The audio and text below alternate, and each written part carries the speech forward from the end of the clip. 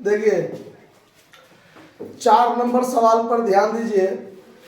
4 number सवाल जो है वो है complete account, complete contract account बनाना है आपको, यानी कॉन्ट्रैक्ट ऐसा जो एक ही वर्ष में शुरू हुआ और उसी वर्ष में क्या हो गया तो पूर्ण हो गया। तो उस स्थिति में जो हम कॉन्ट्रैक्ट अकाउंट बनाएंगे वो कैसे बनाएंगे उससे संबंधित बात है। देखिए 1 जुलाई 2020 को एक्स ने वाई से भवन बनाने का ठेका लिया, यानी एक्स जो है वो ठेकेदार हुआ और वाई जो हुआ वो ठेकादाता हुआ। ठेका मूल्य 10 लाख रुपया तय हुआ है, यानी जो ठेका लिया काम करने का उसका दाम कितना तय हुआ है 10 लाख रुपया। निम्नलिखित व्यय किए हैं उसने क्या सब, तो मटेरियल यूज किया है 60,000 का, मजदूरी 50,000 का, डायरेक्ट एक्सपेंस 2 लाख का, प्लांट परचेज किया है 1 लाख का। 31 मार्च 2021 को ठेका क्या हो गया पूर्ण हो गया। ठीक है, अब आगे देखिए कहता है कि ठेका मूल्य विधिवत प्राप्त हो गया, संयंत्र पर 10% ह्रास कीजिए। देखिए संयंत्र पर 10% ह्रास लगाना है, तो जब ह्रास लगाने वाली बात हो तो यहाँ पर 2 बातें ध्यान रखिएगा कि दर के आगे में प्रतिवर्ष या वार्षिक लगा है कि नहीं। क्योंकि यहाँ कॉन्ट्रैक्ट देखिए 1 जुलाई को शुरू हुआ है और 31 मार्च को खत्म हो गया, यानी 9 महीना ही चला है ना कॉन्ट्रैक्ट, और प्लांट पर 10% ह्रास चार्ज किया गया। तो अगर वार्षिक लगा रहता यहाँ पर तब तो 9 महीना का ह्रास लगाते, लेकिन यहाँ पर 10% ह्रास लगाइए। यहाँ पर वार्षिक शब्द का चर्चा नहीं है तो पूरे साल का ह्रास लगेगा, चाहे 9 महीना क्यों ना यूज हुआ हो।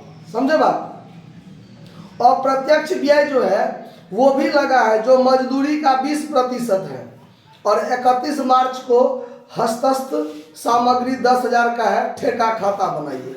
तो यहाँ पर जो हम कॉन्ट्रैक्ट अकाउंट बनाएंगे, देखिए कॉन्ट्रैक्ट अकाउंट बनाएंगे यहाँ पर, तो ये कॉन्ट्रैक्ट जो है वो कंप्लीट है, यानी यहाँ कॉन्ट्रैक्ट प्राइस लिख लीजिए।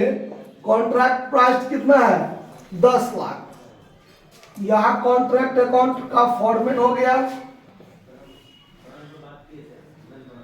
Debit credit particular amount. जितना भी कॉन्ट्रैक्ट पर खर्चा हुआ डेबिट में आएगा। तो देखिए मटेरियल यूज्ड है 60,000 का, तो टू मटेरियल यूज्ड 60,000 रुपया। टू उसके बाद है वेजेज 50,000, टू वेजेज 50,000 का हो गया। उसके बाद डायरेक्ट एक्सपेंस 2 लाख का है, तो टू डायरेक्ट एक्सपेंस हो गया 2 लाख का।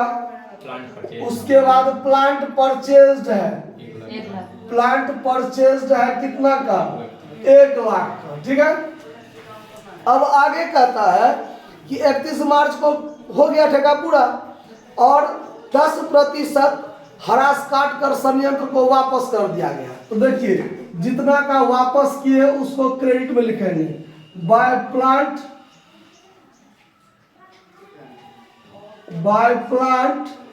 रिटर्न।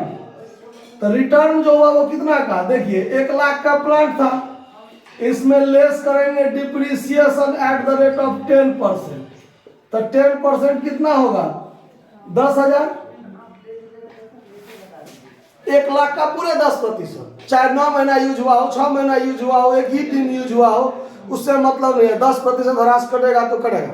अगर वार्षिक लगा रहता तो 9 महीना का ह्रास काट कर वापस करते। ठीक है, तो यानी यहाँ पर 90,000 का हम क्या कर दिए प्लांट वापस कर दिए, यानी प्लांट का खर्चा ठेका पर 10,000 हुआ ना। 1 लाख का इधर और 90,000 का उधर वापस चला गया, तो डेबिट साइड में खर्चा के रूप में 10,000 रहा ना। अगर हम चाहते तो यहाँ 1 लाख भी नहीं देते, इधर 90,000 भी नहीं देते, खाली डेबिट साइड में टू डिप्रिसिएशन ऑन प्लांट 10,000 दे देते तो भी सही होता मेरा सवाल। समझ में आया बात। तो यहाँ पर वापस किए तो हमने लाया वो भी दिखाया, वापस किया वो भी दिखा दिया। ठीक है, अब आगे देखिए अप्रत्यक्ष व्यय जो है वो मजदूरी का 20%।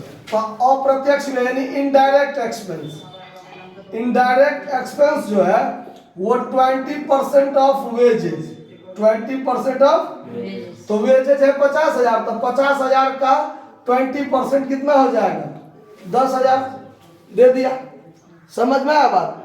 और 31 मार्च को हस्तस्थ सामग्री 10,000 का बचले है मेरे पास, है ना बचा हुआ। तो जो बचा हुआ है उसको कहाँ लिखते हैं?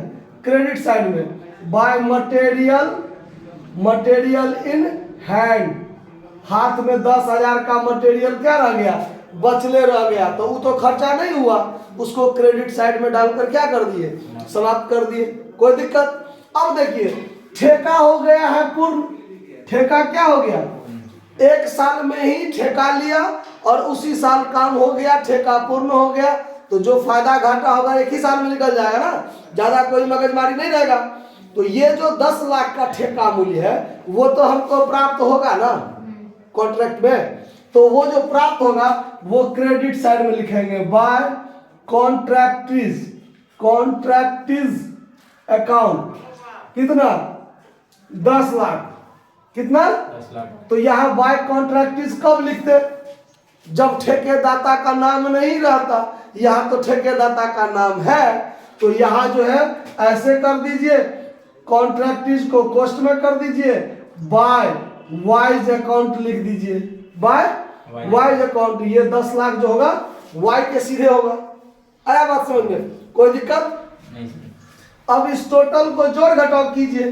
क्रेडिट साइड अगर ज्यादा हो गया तो इधर प्रॉफिट, और डेबिट साइड ज्यादा हो गया तो इधर लॉस। लेकिन उम्मीद है कि यही ज्यादा होगा। तो ये 90,000 और 10,000, 1 लाख और 10 लाख, ये हो गया 11 लाख। यहाँ भी होगा 11 लाख, और इधर जो है 2 लाख, 3 लाख, 3 लाख, और ये हो गया कितना? 4,10,000 और 10,000। एक मिनट, कुछ मिस्टेक नहीं ना किया है? 10% ये है, 20% ये भी है, 60, 50 जो नोट कीजिए तो कितना होता है? ये हो गया 60, 50, 1,10,000, 2 लाख और 3 लाख। तो 3 लाख, 4,10,000 और 4,10,000 और 10,000, 4,20,000। तो 4,20,000, इसमें से 4,20,000 घटाएंगे तो कितना होगा अंतर? देखिए पूरा प्रश्न सही है, ठीक है, आंसर नहीं मिल रहा है। आंसर में कितना है? 6,70,000 रुपया प्रॉफिट है। जबकि पूरा कैलकुलेशन कीजिए तो इसमें कहीं कोई मिसमाइंड नहीं है। 11 लाख में से 4,20,000 जाएगा तो 6,80,000 आता है। तो ये आपका प्रॉफिट जो होगा 2PL अकाउंट प्रॉफिट, ये पूरा आपका प्रॉफिट हो गया 6,80,000।